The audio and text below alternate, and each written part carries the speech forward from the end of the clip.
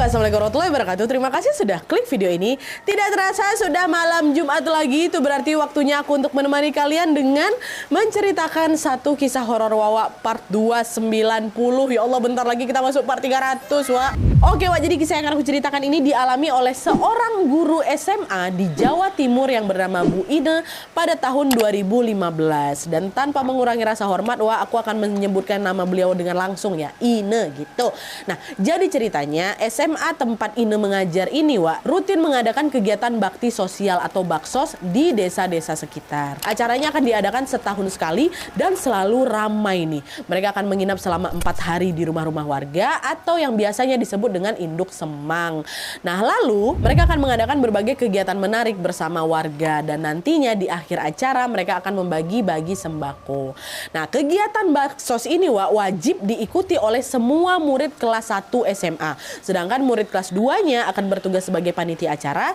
Sementara waktu itu murid dari kelas ketiga nggak diikut sertakan, Wak. Karena apa? Karena mereka lagi memasuki minggu tenang menjelang ujian nasional atau UN. Jadi yang ikut ke lokasi baksos itu cuman murid kelas 1 sama murid kelas 2 aja. Murid kelas 3 diliburkan untuk persiapan UN tadi kan. Nah, untuk memastikan acara baksos ini berjalan lancar, Wak, beberapa guru juga ikut datang tuh ke lokasi untuk mendampingi para murid. Salah satunya ya Bu Ine ini.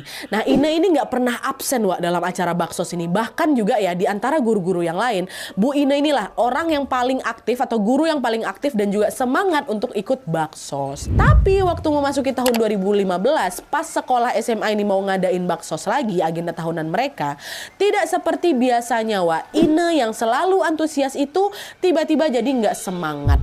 Sejak awal ini udah kelihatan ogah-ogahan gitu, dan nggak lama kemudian dia izin, Wak, ke pihak sekolah untuk tidak ikut baksos karena lagi ada acara keluarga. Absen dia tuh di tahun itu, ya kan?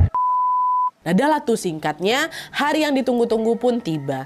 Memasuki hari pertama pelaksanaan baksos, Wak, para peserta, para panitia, dan para guru pendamping pada kumpul lah itu di sekolah kan untuk persiapan keberangkatan ke lokasi baksos. Dengan teliti, mereka pun memastikan lah itu semua kebutuhan-kebutuhan yang ada supaya tidak ada yang tertinggal. Lalu setelah semuanya beres, Wak, mereka segera berangkatlah ini ke lokasi baksos bersama-sama. Di sisi lain, pas mereka semua ini berangkat ke lokasi baksos, ternyata di saat yang sama, Ine lagi santai-santai aja, Wak, dia di rumah. Dia bangun pagi, dia masak sarapan, dia melepas suaminya berangkat kerja, dan dia pun mengantar anaknya ke sekolah. Kan dia izin gak ikut baksos kan? Tapi bukan yang katanya dia mau acara keluarga, nah dia kok malah santai-santai di rumah dia.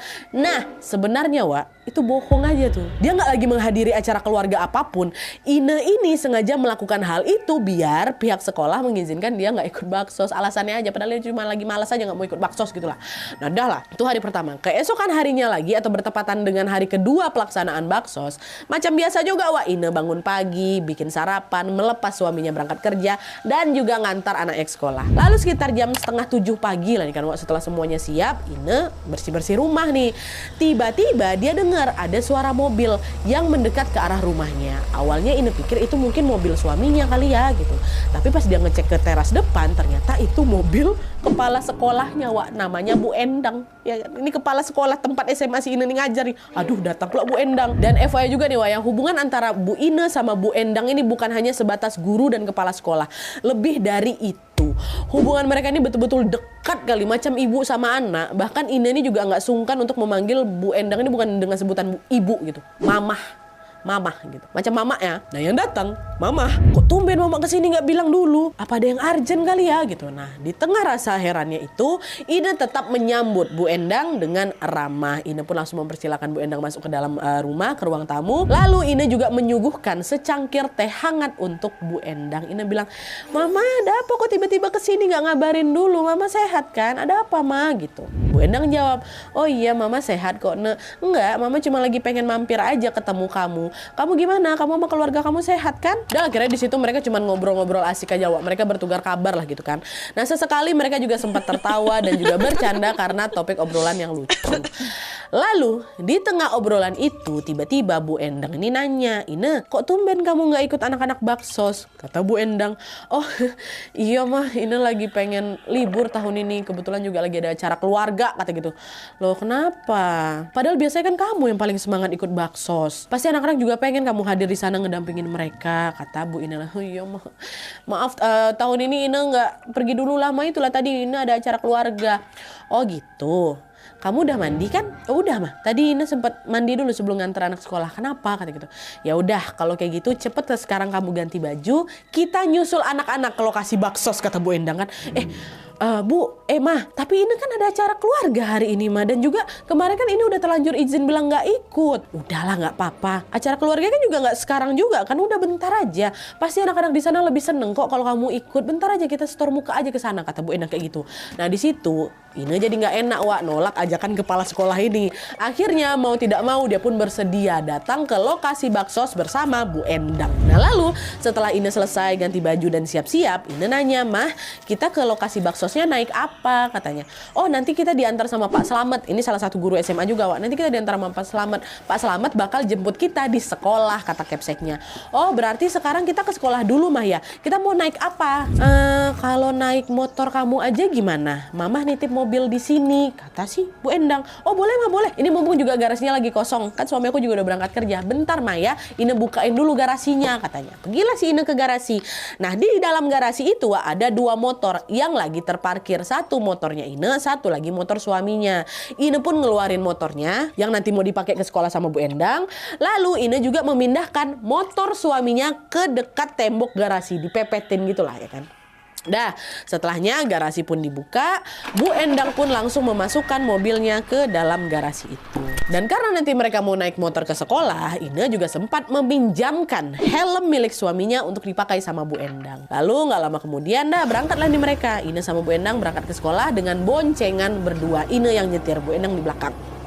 Neng gitu, pergi ke sekolah. Nah di perjalanan kayak biasa Ina sama Bu Endang masih ngobrol juga, masih ketawa-ketawa juga. Sampai akhirnya pas di tengah jalan, Ina nih baru sadar, Wak, kalau bensinnya mau habis. Ina ngajaklah Bu Endang untuk mampir bentar ke pom bensin. Nah di situ waktu dia nyampe pom bensin, Wak, Bu Ina nih sempat mau ngebayarin bensinnya Ina. Tapi Ina langsung, udah Bu, nggak usah Bu, makasih banyak Mah, udah biar Ina aja yang bayar, kata gitu. Nah udah nih, udah isi bensin penuh, mereka lanjutlah lagi menuju ke sekolah. Ngeng lagi. Ingat bagian itu, Wak, ya. Nah sesampainya di sekolah, suasana sekolah sepi, Wak. Ini kan juga bukan hal yang aneh karena ya tadi di hari itu semua murid sama guru punya agenda masing-masing. Murid kelas 1 jadi peserta baksos, murid kelas 2 jadi panitia, murid kelas 3 lagi minggu tenang persiapan UN, dan beberapa guru lagi ikut ke lokasi baksos sebagai pendamping. Tapi meskipun sekolah itu lagi sepi, Wak, biasanya di pos depan ini tetap ada satpam yang berjaga. Cuman pas mereka nyampe, satpam tuh nggak ada, entah lagi pergi mana, mungkin lagi ke toilet mungkin. Nah akhirnya udah Ina sama Bu Endang pun langsung masuklah ke sekolah dan menuju ke area lobi untuk nunggu Pak Slamet. Kan Pak Slamet yang nanti mau ngantar mereka ke lokasi baksos ya kan. Tunggu Pak Slamet di situ. Tapi setelah ditunggu-tunggu, Pak Slamet ini belum datang-datang juga. Si Ina nanya lah ke Bu Endang, Pak Slamet datang jam berapa Mah? Kata gitu. Katanya sih sebentar lagi. Mungkin Pak Slamet masih di jalan kali ya. Udah yuk kita tunggu Pak Slamet di ruangan Mama aja, di lobi panas, kata Bu Endang. Nah ruangan Mama ini ya maksudnya ruang kepala sekolah nih kan, Pak. Dan biasanya kalau misalnya sekolah lagi libur atau lagi sepi, Wak, ya, semua ruangan apalagi ruangan Capsek itu pasti dikunci, Wak. Dan semua kunci itu disimpan sama tukang kebun sekolah namanya Pak Tris. Jadi siapapun yang mau masuk ke dalam ruangan pasti harus ambil kunci dulu di Pak Tris nih. Pak Tris tinggal di sana memang. Ini nanya lagi ke Bu Endang, Mama udah minta kunci ke Pak Tris kah? Kata kayak gitu. Bu Endang jawab, udah ikut aja, kata gitu kan. Nah ini pun ikutlah, berjalan mengikuti Bu Endang menuju ke ruangan Capsek. Sesampainya di sana, Bu Endang langsung buka pintu ruangan, Wak, tanpa pakai kunci. Dan ternyata memang nggak dikunci. Heran lah di situ Ina kan. Loh, kok tumben nggak dikunci? Ini jangan-jangan Pak Tris kelewat kali ini, yang nggak ngunci ruangan Capsek mungkin, kata si Ina dalam hati kan. Cuman, Wak, berbeda dari Ina yang kelihatan heran, anehnya di situ Bu Endang ini bersikap biasa aja. Padahal ini kan ruangannya dia kan, otomatis pasti banyak barang-barang penting milik Bu Endang di dalam sana. Ini kok nggak dikunci pintu ini? Kalau misalnya ada maling masuk kayak gimana? Harusnya Bu Endang juga ikutan panik nih pas tahu ruangannya nggak dikunci. Tapi kok kenapa Bu Endang ini malah kelihatan tenang-tenang aja ya gitu. Sikap Bu Endang ini, Wak, sempat bikin si Ina nih ngerasa janggal. Tapi di situ Ina mikir, oh mungkin tadi sebelum kami datang Mama udah duluan ngubungin Pak Tris kali ya buat minta tolong dibukain dulu nih ruangannya, pikir Ine kayak gitu. Dah lah, akhirnya udah Ine pun tetap dia berjalan masuk ke ruangan Capsek, mengikuti Bu Endang yang berjalan di depan dia. Jalan saat masuk. Pas mereka sampai di dalam ruangan Capsek, wah, Ine lagi-lagi melihat sikap Bu Endang yang makin aneh. Di situ Bu Endang nih langsung senyum-senyum sendiri gitu loh, Wak. Dari ekspresi wajahnya kelihatan jelas kalau Bu Endang ini macam lagi happy kali. Bu Endang bahkan terlihat sedang menyentuh satu persatu barang yang ada di sana dengan kedua matanya yang berkaca-kaca, macam orang mau nangis gegar terharu, Wak. Nggak kayak gitu dipegang semua sama dia. Apa nggak ngebatin sih Ine ini kenapa nih Mama kok kelihatan macam orang yang udah lama nggak masuk ke sini? Ini kan ruangan kerjanya sendiri dan setiap hari pun Mama pasti kan masuk ke sini. Harusnya Mama biasa aja lah, ini ngapa Mama kayak masih Wak dipegang-pegang, dilihat-lihatnya apa semua piala-piala dia pegang semuanya gitu kan. Ini waktu itu mencoba memendam perasaan janggalnya itu, Wak, sambil dia terus memperhatikan gerak-gerik dari Bu Endang. Sampai akhirnya pas Bu Endang ini duduk di meja utama kepala sekolah, Wak, disitulah Ine melihat sesuatu yang langsung bikin dia kerasa ketampar, Wak. Kalau misalnya kalian ingat, biasanya kan di setiap meja guru itu kan ada papan kecil, papan kayu yang memuat nama dari guru yang menempati meja itu kan. Tahu kalian diukir-ukir sekarang tuh. Begitu juga dengan meja kepala sekolah. Di atas meja Capsek ini pasti ada namanya gitu kan. Nama si kepala sekolah. Dan waktu Ine ngelihat papan nama di atas mejanya Bu Endang, Wak, betapa kagetnya dia pas tahu kalau nama yang tertulis di situ bukan Endang, bukan, melainkan Capsek baru yang bernama Joko. Di momen ini, wah, astagfirullahaladzim, Ine baru ingat kalau kepala sekolahnya memang sudah diganti. Bukan Bu Endang lagi. Pak Joko mengganti Bu Endang sebagai Capsek karena Bu Endang udah meninggal dari 2014 kemarin. Udah meninggal. Tahan dulu, tahan. Nanti ku lanjutkan dulu ceritanya, tapi yang jelas Bu Endang ini, Wak, dulu menjabat sebagai kepala sekolah di sana. Terus Bu Endang didiagnosis mengidap kanker payudara. Bu Endang harus menjalani berbagai rangkaian pengobatan dan lain sebagainya. Dan sebagai orang yang sangat dekat sama Bu Endang, Ine ini selalu setia mendampingi Bu Endang berobat. Wah, bahkan Ine juga beberapa kali nemenin Bu Endang untuk kemoterapi. Tapi sayangnya makin hari kondisi Bu Endang ini makin parah. Sampai akhir tahun 2014 Bu Endang menghembuskan nafasnya terakhir. Bu Endang meninggal dunia. Kematian Bu Endang ini, Wak, membuat Ine ngerasa seterpuruk-puruk itu. Bahkan meski udah lewat berbulan-bulan sejak Bu Endang ini meninggal, Wak, Ine ini masih sering ngerasa sedih kali, Wak. Dan juga sebenarnya ini adalah alasan utama kenapa Ine nggak mau berangkat baksos. Karena dulu pas Bu Endang ini masih hidup, Wak, Bu Endang ini selalu semangat juga menghadiri acara baksos itu.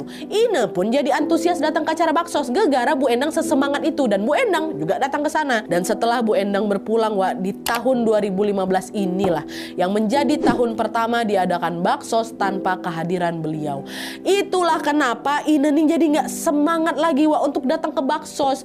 Kalau Ine tetap makin datang, dia ini takut dia akan semakin teringat sama sosoknya Bu Endang yang udah pergi itu. Jadi Ine tuh takut sedih lagi. Itu alasannya sebenarnya, Wak. Nah, tadi pagi, Wak, pas Bu Endang datang ke rumahnya Ine dengan ngendarain mobil itu, di situ Ine tuh betul-betul macam dibuat lupa tuh loh. Dibuat lupa kalau Bu Endang tuh sebenarnya udah meninggal. Ine waktu ngeliat dia biasa aja. Oke, Bu Endang tuh datang. Dia masih ngerasa Bu Endang masih hidup, dan itulah dia, mereka sempat ngobrol, sempat kemana-mana, sempat ya Allah kayak gitu, Wak. Sampai akhirnya pas mereka masuk ke ruangan Capsek, barulah di situ titik si Ine ini ingat kalau memang Bu Endang udah nggak ada. Balik lagi ke kejadian di ruangan Capsek itu, Wak.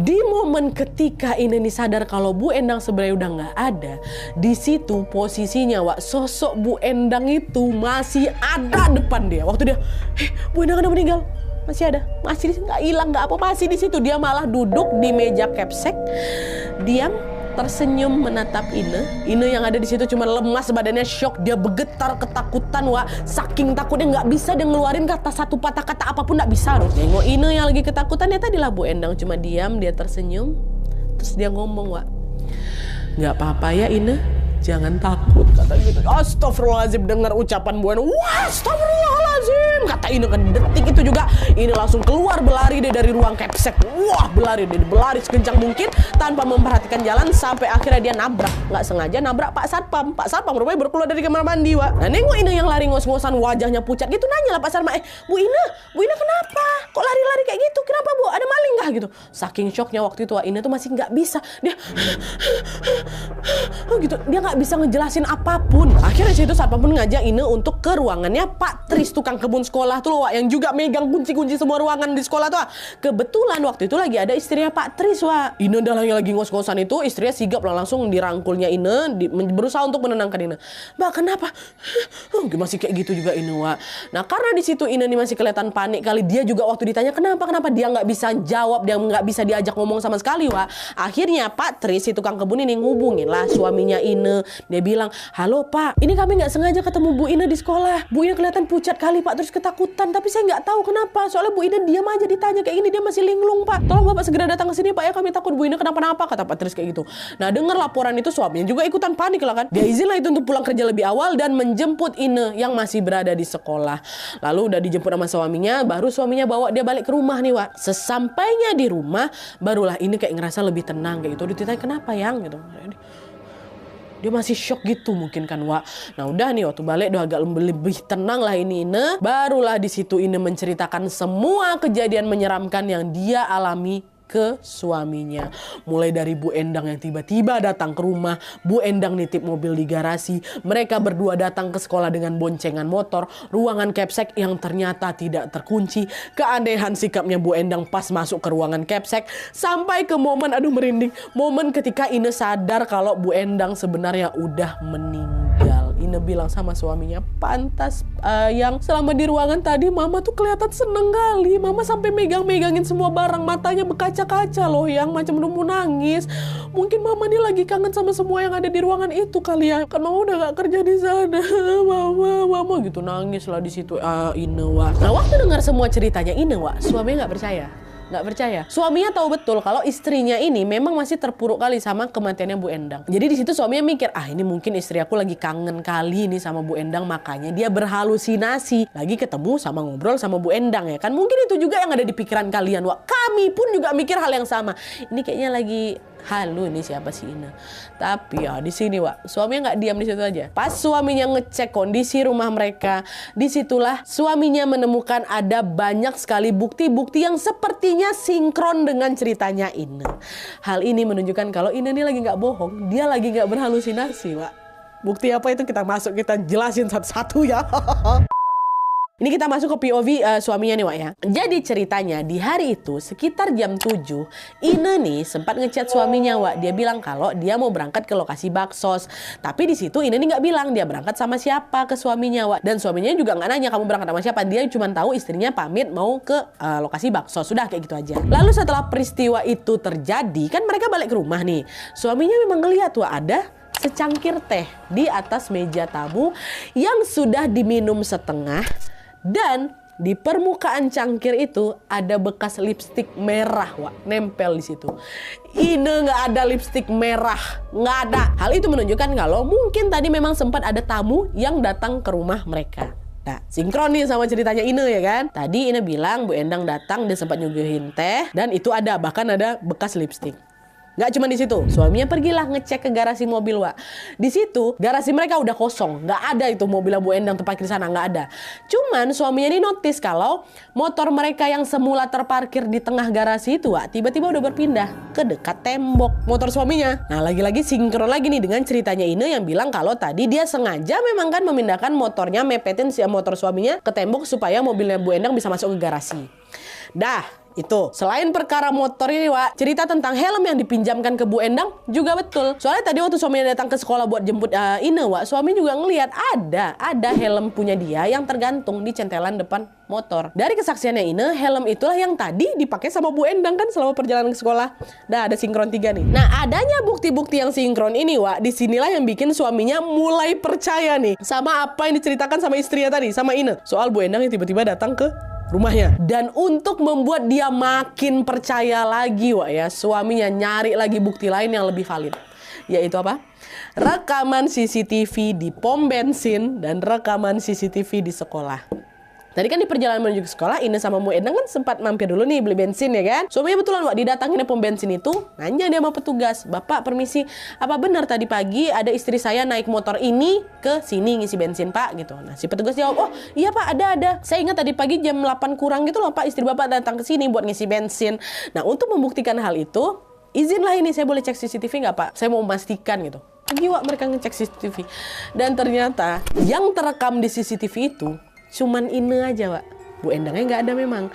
Tapi rekaman itu dengan jelas menunjukkan gerak-geriknya Ine yang terlihat macam lagi ngobrol sama orang di belakang, terus ketawa-ketawa sendiri, Wak. Ya. Dan hal ini juga dikonfirmasi langsung sama petugasnya. Katanya, pas Ine ngisi bensin, istri Bapak sempat bilang, "Nggak usah mah, aku aja." Saya sempat dengar itu, Pak, kata si petugas Opom. Nah, kalimat ini seolah menunjukkan kalau Ine lagi menolak dibayarin bensin sama seseorang. Saya juga heran nih, istri Bapak ngomong sama siapa? Dan betul juga kan, Wak, berdasarkan kesaksiannya Ine, dia bilang, kalau tadi kan Bu Endang ini sempat mau ngebayarin bensin ya kan, tapi ditolak sama Ine. Dia bayar pakai uangnya. Dan di sini, Pak ya, petugas pom bensin memberitahu ada satu kejadian lagi. Jadi, tepat ketika Ine menyerahkan uang itu ke petugas, di saat yang sama petugas pom ini ngeliat ada selembar daun yang jatuh dari motornya siapa, motornya Ine, yang daun itu entah datang dari mana, ya jatuh di atas kakinya si pom bensin. Padahal di situ nggak mungkin ada pohon. Oh, pom bensin mau taruh pohon di mana? Tapi daun tuh jatuh, Wak, tiba-tiba ke atas kaki si tukang pom bensin. Apa mungkin itu uang yang mau dibayar sama Wendang? Itu tadi di pom bensin, Wak ya. Selain ngecek di CCTV pom bensin, suaminya ini juga datang langsung ke sekolah buat ngecek CCTV di ruang sekolah. Tapi anehnya di waktu-waktu ketika Ine dan Bu Endang datang ke sana, semua CCTV di sekolah mendadak mati. Satu hari itu ada, Wak. Satu hari itu ada. Tapi waktu mereka datang, di jam-jam mereka datang lah, mati di bagian itu aja. Jadi nggak ada satupun rekaman yang memperlihatkan aktivitas Ine sama Bu Endang selama ada di sana. Kok bisa mati di bagian situ aja? Aduh nih, aku harus dapat nih. Dikit lagi nih harus valid nih keterangan istri aku nih. Akhirnya karena makin penasaran lagi kan, Wak, suaminya temuinlah Pak Tris, tukang kebun sekolah kan, yang juga menyimpan semua kunci ruangan di sekolah itu. Temuinlah. Nanya, "Pak, Bapak ngeliat nggak waktu istri saya datang ke sini tadi, Pak?" Katanya. Pak Tris jawab, "Saya nggak lihat, Pak. Dan sebenarnya di sini yang ada saya penasaran, gimana caranya Bu Ine nih bisa masuk ke ruangan Capsek? Soalnya seharian ini nggak ada yang minjem kunci ruang Capsek ke saya, Pak. Saya ingat betul kalau ruangan itu udah dikunci semuanya. Bahkan setelah kejadian Bu Ine itu, saya langsung ngecek kok ruangan itu dikunci, Pak. Dan juga nggak ada tanda-tanda kalau pintu itu sempat dibobol. Cuman anehnya nih, Pak ya, waktu saya masuk ke ruangan Capsek buat ngecek kondisi di dalamnya, saya nemuin ada botol minum warna pink, Pak, di atas kursi tamu. Coba Bapak lihat, itu botol punya siapa, kata Pak Tris. Nah, pas suaminya masuk ke sana ditemenin sama Pak Tris, Wak, dia ngelihat botol itu, barulah terdiam suaminya. Astagfirullahaladzim. Ini botol minum istri aku. Itu botol minum Ine. Suaminya datang lagi ke Ine, dia nanya, "Kamu tadi waktu ke sekolah bawa apa?" "Aku bawa dompet, bawa HP, sama aku bawa botol minum, Pak," katanya. Betul, Wak. Jadi waktu datang sama Bu Endang ke ruang Capsek itu, lagi nenteng botol minum. Cuma setelah Bu Endang itu ngomong, "Jangan takut ya, panik lah si Ine kabur, nggak bawa Wak botol itu." Makanya botol pink itu ketinggalan di sana. Atau kayak gimana? Cuman dia bisa masuk.